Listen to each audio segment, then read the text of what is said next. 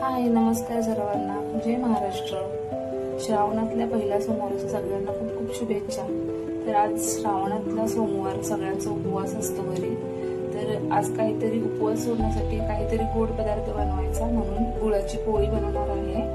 तर त्यासाठी घेतलेला आहे 2 मोठे चमचे गुळ पावडर, 1 चमचा खसखस, 2 वेलच्या आणि बडीशेप.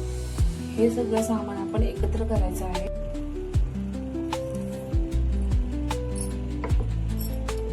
तर हे सगळं असं एकत्र करून घ्यायचं आहे.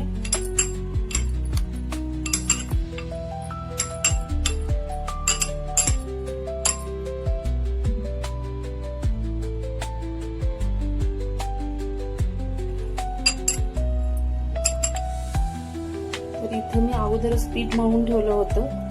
पीठ मळून ठेवल्यानंतर कसं 15 मिनिटांनी थोडंसं कणिक अशी मऊ होते आणि पोळ्या छान होतात.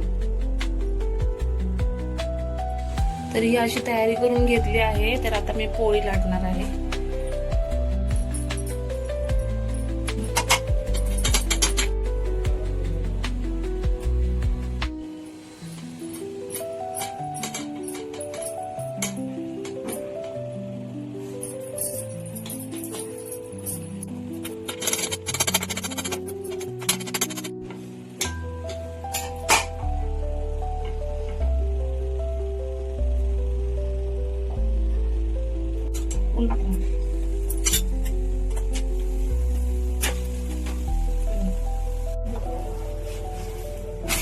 अशी छान तुपावर किंवा तेलावरती अशी भाजून घ्यायची, खरपूस अशी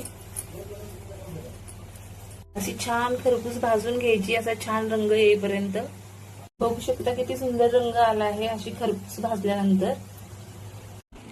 बघू शकता किती सुंदर रंग आला आहे आणि खायला सुद्धा ह्या खूप छान लागतात. लहान मुलांना तुम्ही डब्याला सुद्धा देऊ शकता.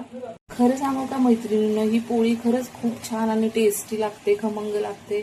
याच्यामध्ये बडीशेप आहे, वेलची आहे, खसखस आहे, त्याच्यामुळे एवढी टेस्टी आणि चवदार लागते ना.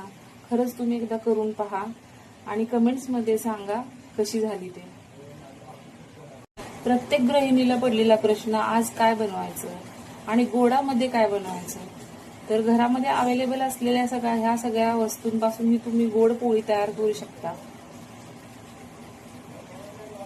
आणि ह्या पोळ्या तुम्ही प्रवासामध्ये सुद्धा नेऊ शकता, कारण ह्या पोळ्या 4 दिवस छान टिकतात आणि त्याची टेस्ट सुद्धा तशीच राहते आणि अजून टेस्टी लागते. ही रेसिपी तुम्हाला आवडली असेल तर माझ्या चॅनलला सबस्क्राईब करा, लाईक करा, कमेंट्स करा.